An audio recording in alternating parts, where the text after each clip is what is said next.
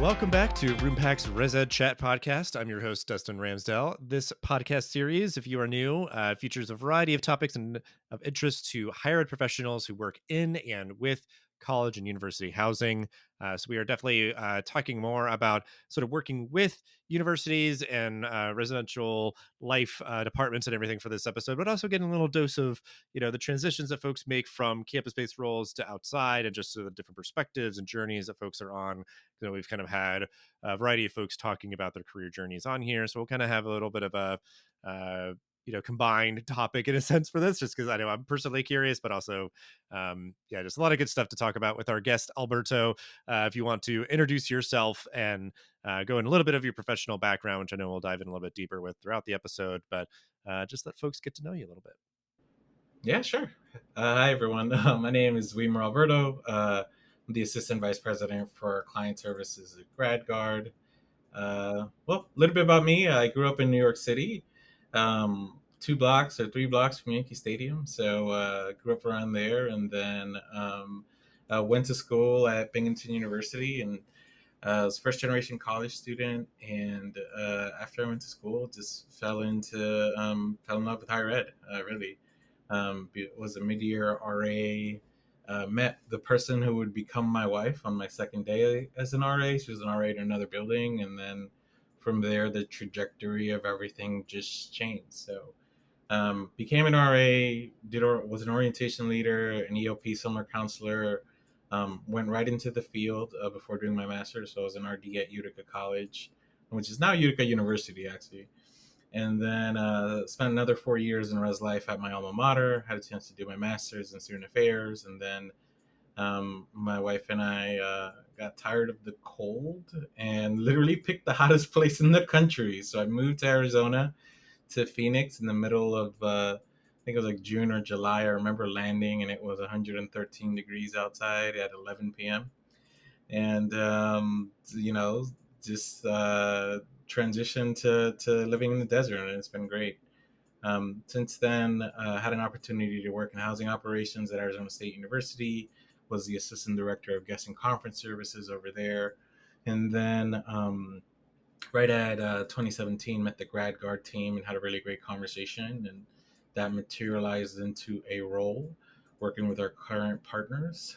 And that has materialized in a couple of different roles here. So I started off managing the day-to-day relationships with the schools, then supervising the team for the renters product that does that, and now I oversee the portfolio here across all the products. So I'm very excited to bring that perspective and just share a little bit about what I've learned so far.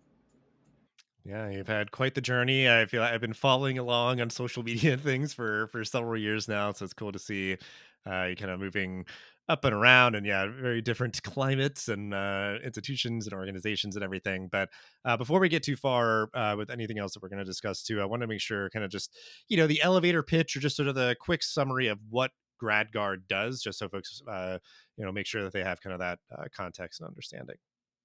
Yeah, that may be helpful because that informs a lot of the work and what I do and kind of like how I approach it. So the best way that I can describe it is GradGuard protects students and families from these unexpected events that can derail their education. So think of the student that is throwing a football in the hallway and hits a sprinkler head. Never happens, but when it does, the student can be liable for those expenses, and so it puts the university in a difficult situation and trying to determine: do we absorb the costs legally? The students are responsible for this. Do we send that cost over to them? Can they even afford it? Would they be able to come back? Um, that's kind of one of the areas that we work in with housing specifically, but we also have another product called tuition insurance where students can actually protect their entire tuition investment, including housing. So what happens to the student that has to withdraw due to a medical issue, to anxiety or depression, or even COVID-19 or something like that, right? A lot of times, the further into the semester you get, the less the school is willing to pay and reimburse that student. And for a lot of students, they can't afford an extra semester of school. And so that's kind of where the business started. And it's been kind of the bread and butter of how we've gotten to where we are now. We're at 500. We have 500 for partnerships. Um, I think where we're going now is a little bit different in the sense that we are really evolving into this platform that can allow institutions to make informed decisions about how to manage third party risk. So, everything from cybersecurity to how does the school track the thousands of different vendors that have access to their data, right? And we have a little bit of experience in that. And so, we've really kind of evolved into this platform where we're consulting with institutions on how to manage all kinds of risks. That makes it exciting to be able to have those relationships and guide them in that kind of way. Yeah, that is really interesting. And I mean, just, yeah, super unique, but also important work. Glad we have folks like you and, the folks in your team doing that. And I guess, it is super unique. And maybe you can kind of share anecdotally, like how you found out about, this kind of opportunity, this kind of work, or what drew you to it. But like, I know you mentioned working in like housing operations and things at ASU. And I know they're one of the institutions out there doing amazing work, kind of running more akin to like a business, or having some of those philosophies and using different tools and things. But so I guess maybe if it was like working in that kind of environment that was maybe cluing you in that you enjoyed that sort of environment more, or just talk about the decision making around your transition out of a campus based position in higher ed to then working for a company that works with institutions. Yeah, so I think a lot of it was kind of informed by the experiences that I had on the campus side. And so when I worked at ASU, we were moving software, and so I had an opportunity to be a part of the team that was moving from one software provider to another. And through that, I had my first kind of glimpse on this adjacent world, right? That's helping institutions trying to get to a shared objective and things. And our project manager did a great job. ASU is a very large and complex institution, but I think he managed it really, really well. And that kind of piqued my interest. And so I was in operations at the time. So I was going through a series of multiple kind of transitions in my career from Res Life to operations to guest and conference services, which the best way that I can describe it is you're running your own little business within housing, right? Everything from I think the first year we had established the Akuhoai internship program again to how you manage your expenses, marketing, all that. Like that was all just me and the team that were doing it. And so for me, it felt like, and I talk to people about this all the time, it felt like I was a professional that happened to be working in higher ed. And I never really kind of looked at my identity as higher ed specific. I looked at it more as how can I use the current skills and the fact that people are willing to give me a shot to amass skills, competencies, and other kind of things that could be helpful. And so when those two things kind of converge, when the opportunity and some of the previous experiences converged into an opportunity to move to an adjacent role, it felt really natural, right? In fact, it kind of felt like my conference role because I had, like 100 schools that all had different things and needed different things from us, and that felt very similar to what I was doing when I was working in housing. Yeah, and I feel like that, even just that mindset shift, I guess, like the idea of like I'm a professional who's working in higher education, because I think like the identity and the titles and everything, like, and the work as an educator, like, is so powerful for people. But at least also seeing that like you can get similar fulfillment or do similar kinds of work or different like, in a variety of environments. I think it's just more so now than maybe years past, like people are kind of warming, I think, to that idea. And it is great, I guess, just having that sort of like coming to ASU and that sort of helping in that process, because I don't know how much like if you had like mentors or other people like that were sort of informing that as well. Maybe it was like the folks that you were working with that you were mentioning. But I mean, just any like quick advice for folks looking to make that kind of transition, because I think that it has just continually been something I feel like has just had much more of a critical mass of people who are in higher education that want to make transitions to maybe like ed tech companies or companies like yours. Yeah, I think mentors played a big role, right? So I think of people like Rob Budak at ASU, that's now one of the senior directors there for like finance at the institution. NHTI was a big factor in that. So I was part of one of the NHTI classes, and one of the things they were talking about was just how do you look at your career from the perspective of competency building. And so Jared Kowalski and a couple of other folks at the University of Georgia and the faculty were just great. But I was taking all of those things and just trying to figure out like, all right, how do I build that regardless of where I sit? For me, I had envisioned eventually transitioning, but I thought that I would do it after perhaps being a dean of students or vice president of student affairs. And because there were certain things that I felt like I wanted to achieve within higher ed. Um, and then after a while, like I think my needs changed a little bit in terms of what I was looking for in my role and advancement and things like that. But also, I found a company that like really understood the ecosystem of higher ed, and that was a really big factor. The fact that we have values that align with those of higher ed institutions. Our co-founder and CEO used to work at a school. He was an associate director of alumni affairs before he went to Harvard, right? And so that understanding, that discernment, that mission driven environment felt like home to me, even though I was a little intimidated by the whole insurance piece. And so, what motivated me wasn't the actual like insurance components, it was more so how do I help students at a national level through using the skills that I've learned in higher ed. Yeah. Yeah, that's really interesting. I think, yeah, just good.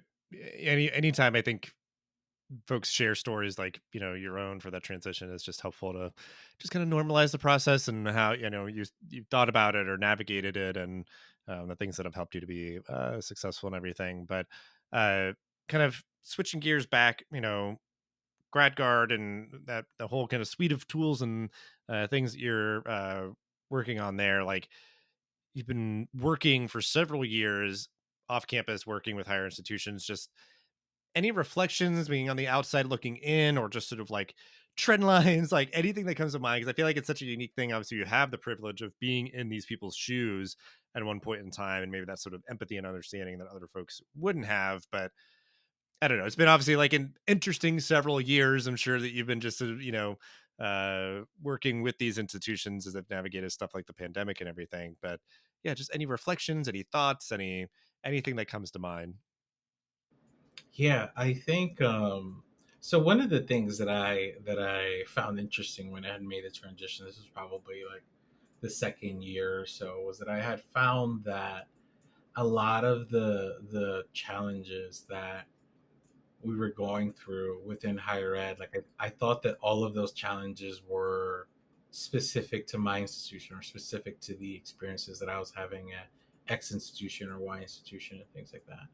And then when I had transitioned over, I realized that a lot of institutions are facing a lot of the same kinds of things, from enrollment issues, especially in like the Northeast and in the West Coast and things like that, to how they navigate social challenges, how they support students through difficult situations and mental health issues and things like that. And that I found to be really interesting when I moved over to this role, and I think it became even more evident during the pandemic, right? But I think it became more evident to the industry that they were all going through the same thing, right? For us in the adjacent world, we were like, yeah, we get it. But I think there was a within the higher ed ecosystem, I think there was more of a willingness to share the challenges, the opportunities, to be transparent about that in a way that felt authentic, right? And that I found to be really great. Um, in terms of just kind of like high level, just other observations too. There's a lot of people out there that are doing really great work. Um, that want to feel valued, that they want to feel like that their work is making an impact, and I think one of the things that holds them up from um, considering the higher ed adjacent piece is that like whole, or maybe the students might not know my name and my work, right, and maybe I don't have the same kind of impact and things like that, And to that, I guess I would challenge them. Like, there's multiple ways that you could positively impact the student experience, regardless of whether or not the student directly knows who you are, right? And so I think, regardless of whatever role you wind up being, I think it's really important to determine what are the pieces that energize you in your role. What are the pieces that when you wake up and you get really excited about, like, are those pieces that at the end of the day, you look at them and you say, man, I've won the day because I've done X, Y, and Z. Sometimes those pieces are not going to be built into your role, and that's okay, right? But if you can find those opportunities to do that, even if you have to build it outside of your role, then I think you could wind up living a really fulfilling experience while also learning something that's completely different to you as well. Yeah, and I mean that definitely applies just even to the what we were talking about before. For like, you might be able to much more clearly identify what type of work you might want to do elsewhere because it's just sort of like agnostic of wherever you're working. Like it doesn't have to be in higher education if you just know like these are the things I'm interested in, this is what helps me feel fulfilled, this is what I'm good at, and all that kind of stuff. But yeah, like in the meantime, like until you get a job that feels like it's like just right for all of that, it's just like, okay, let me, yeah, try to see if I can kind of work on things, uh, a little outside of the typical bounds of the day to day and stuff. But um, so something that you were saying, I guess this is sort of a follow up on just sort of your dispatches from working with higher ed institutions, like you're saying of like folks going through all the same problems. It's like, yeah, like higher ed is sort of an ecosystem. You're certainly going to have the Ivy Leagues and different brand name institutions that are going to be able to pretty well endure a lot of different headwinds and everything. You've seen a lot more college closures, just institutions who are, a lot more strapped, and then just most of the institutions and like, the big state schools and different things that are kind of the middle of the road. And it's like, yeah, like Ivy League places might be doing some innovative, cool things to solidify their position.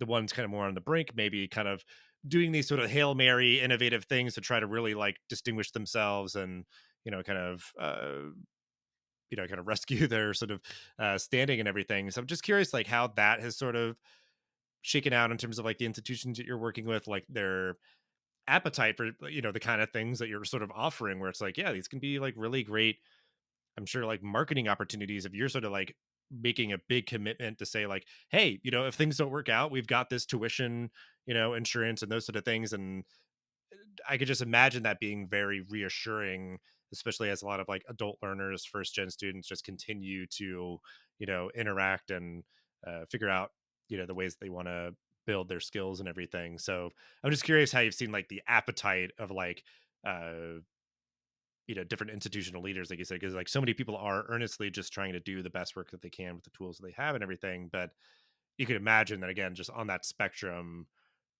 any depending on the institution that they're working with are more or less like we're like, hey, we're you know NYU, like we don't have to do this, but or they could be like, hey, yeah, we want to like do everything we can to keep maintaining our high brand, or we're like, yeah, we got to do anything we can to try to uplift ourselves or something, like that's sort of where my brain is going, just because again, like working with hundreds of institutions, if you feel like that's something that's more similar or more different from one place to another.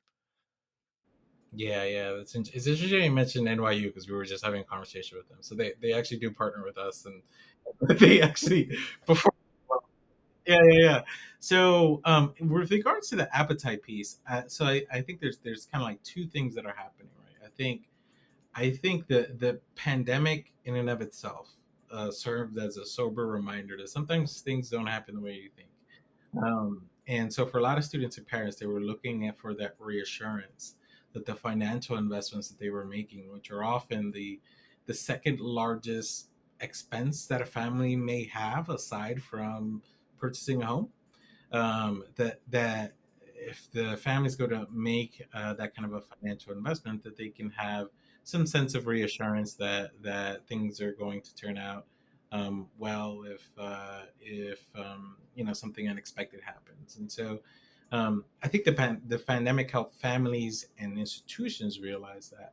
I think the institutions that are most um, innovative, or the institutions that are most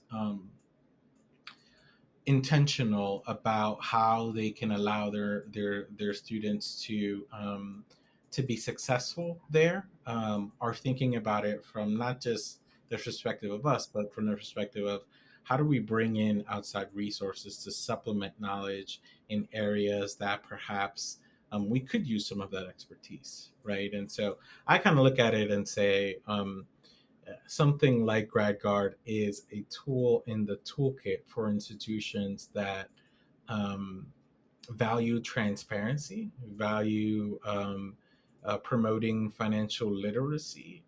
But it's not the only tool, and it's not for everyone. I've literally been in meetings where an institution wants to move forward with a partnership, and I don't think it's the best fit for them, and I've told them why, and that's okay, right? Like it's so I kind of look at it as I get excited when institutions are looking at different kind of innovations to figure out um, how can we enhance the offerings that we have of institutions so that it can free up some space for us to focus on the things that matter to us, which is engaging with the students, making them feel connected to the institution, so that they can graduate and hopefully become alumni that are really proud to go to the institution. Hopefully, they can give back when they get to that point as well. Yeah. Yeah. I mean, just I think broadly to that, it makes me think of like, yeah, all this to be said, there's never going to be sort of the like, you know, one best only required way for every institution to sort of like you said, like kind of show that level of care, or sort of build that connection and support their students. It's like, well, yeah, you want to have as many tools in your tool belt that feel relevant and useful and sort of,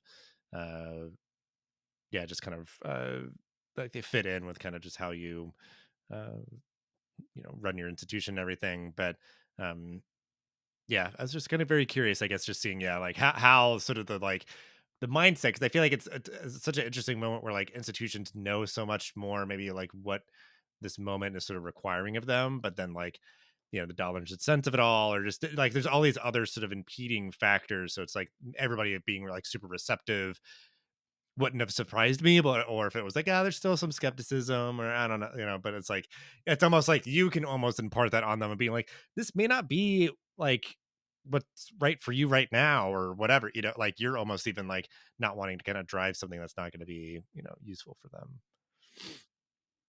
I think the other thing too, and one of the things I've encouraged people on our company to really think through is to think about things from the perspective of a school, right? From all aspects of what we do, right? From everything from when an institution says that they want to move forward to what the deployment process looks like and all of that stuff. And I think the best higher ed adjacent organizations that work with institutions are thinking through what's going to be important to the associate director of housing operations, right? What's going to be important to the institution, to the students, to the families, right? And when you start to look at things from that perspective, then it drives everything that you do. From how do we make this process easy for the school? How do we make it easy for them to access us? How do we give them analytics so that they can have a full transparency into what's going on their campus? How do we make it affordable and accessible and equitable for students to get access to X, Y, and Z? And so, um, for me, I think the more institutions see that from the partners that they work with, I think the more open they are to trying some of those more innovative strategies. Because I've been on the other side of it, right? I I remember Dan's gonna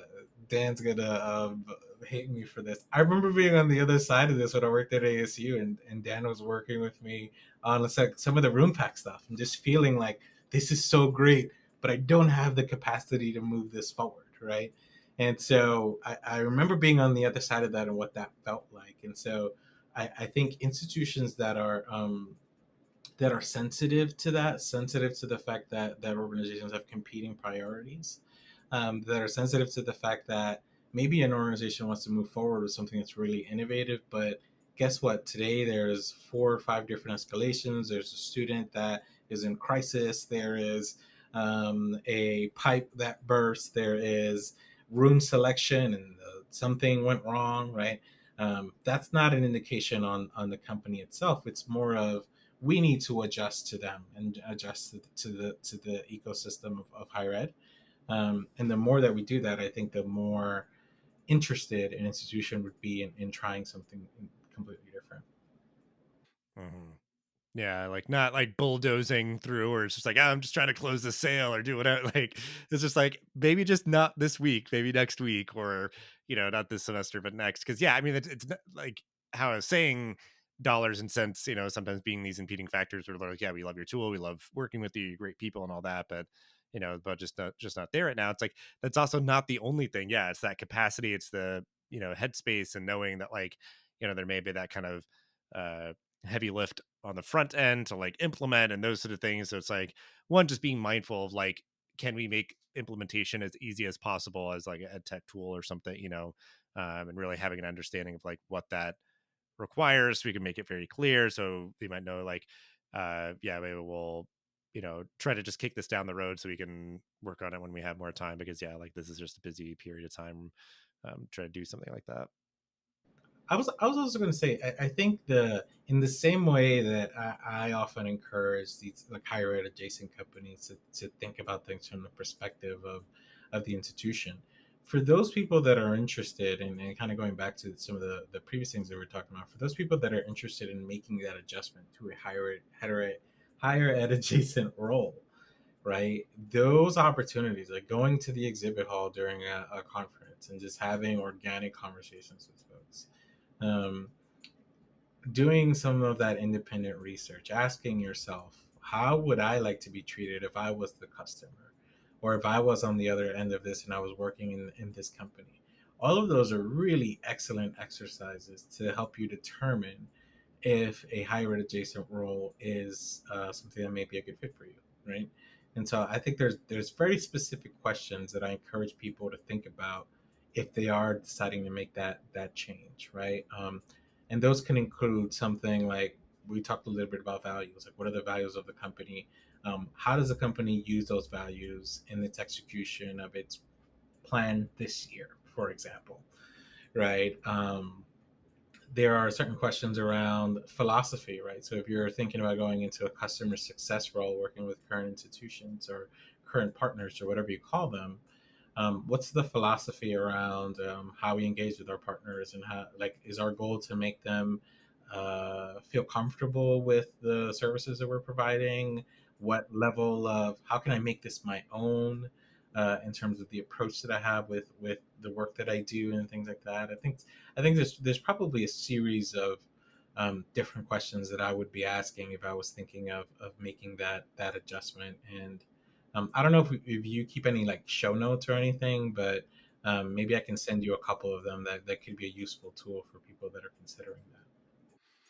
Yeah, we absolutely love some good resources and things. And so, yeah, whatever is helpful, folks can find in the blog post joining for this episode, and certainly ways to connect with you and your team there. And yeah, I mean, this is really great stuff because, yeah, it's just helpful for all parties involved to better understand how best to work with each other, from all kind of fronts, and for people wanting to make those transitions to really be mindful of all those details and how to really be thoughtful about that process and how to kind of build yourself up to be the most competitive, candidate, but also be applying for things that are just like exactly, right on with what you're looking for, so that you're also happy and kind of successful in the long run. So, really great stuff and great to kind of catch up with you and kind of talk shop here about all this good stuff. And again, yeah, just have ways for folks to connect with you and hopefully keep the conversation going. So, just really appreciate you hanging out. Thank you. Really appreciate the invite.